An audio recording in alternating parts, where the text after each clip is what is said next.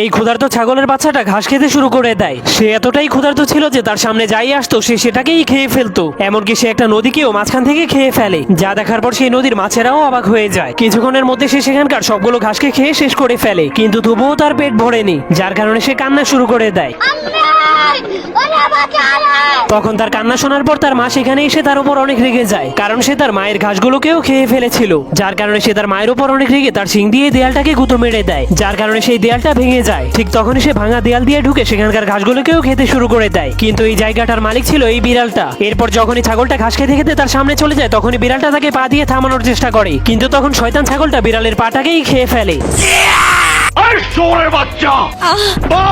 ঠিক তখনই ছাগলটা তার চামড়াগুলোকে খেয়ে পালিয়ে যায়। এরপর বিড়ালটা বুদ্ধি খাটিয়ে তার পুরো জায়গার ঘাসগুলোকে সেই ছাগলের মাধ্যমে পরিষ্কার করে দেয়। কিন্তু তার কাজ শেষ হলেই বিড়ালটা ছাগলের বাচ্চাটাকে চাঁদে পাঠানোর জন্য একটা রকেটের সাথে বেঁধে দেয়। পরে কি হলো দেখতে চাইলে কমেন্টে পার্ট 2 লিখে দিন। এই ইঁদুরটা অনেক লোভী ছিল, কারণ সে অন্ধ হওয়ার নাটক করে প্রতিদিন ভিক্ষা করত, আর কেউ তার বাড়ি থেকে টাকা চুরি করতে আসলেই সে তাকে বাড়ি মেরে তাড়িয়ে দিত। এমনকি সে বাড়ি ফেরার সময়ও অন্ধ হওয়ার নাটক করে বাড়ি ফিরত। এরপর সে যখনই দেখতে পেত তার আশেপাশে কেউ নেই, তখনই সে তার ঘরে ঢুকে যেত। তার ঘরটা বাইরে থেকে খারাপ দেখালেও ভিতর থেকে একদমই রাজপ্রাসাদের মতো ছিল। এমনকি সে ভিক্ষা করে নিজের জন্য একজন চাকরকেও রেখেছিল। এরপর সে তার ছিঁড়া কাপড়গুলোকে চেঞ্জ করে নতুন কাপড় পরে নেয়। এমনকি সে ভিক্ষা করে অনেকগুলো সোনার মুদ্রাও কিনে ফেলেছিল। সে ভিক্ষা করার মাধ্যমে সরকারি চাকরিজীবীদেরকেও হার মানিয়ে দিয়েছিল। কিন্তু তখনই হঠাৎ করে তার বাড়িতে একজন ট্যাক্স অফিসার চলে আসে, যার কারণে সে জলদি করে তার নতুন জিনিসগুলোকে চেঞ্জ করে সেখানে পুরনো জিনিস বসিয়ে দেয়। এরপর ট্যাক্স অফিসার তার ঘরের অবস্থা দেখার পর বুঝতে পারে সে অনেক গরিব, যার কারণে সে তার ঘর থেকে বের হয়ে যায়। কিন্তু তখনই তার সামনে একটা বিড়াল চলে আসে, যার কারণে সে ভয় পেয়ে সেখান থেকে পালিয়ে যায়। এরপর বিড়ালটা তার জানালা দিয়ে দেখতে পায় দুটা তার সোনার কয়েনগুলোকে নিয়ে নাচানাচি করছে। তখন তাকে খাওয়ার জন্য বিড়ালটার মাথায় একটা আইডিয়া আসে।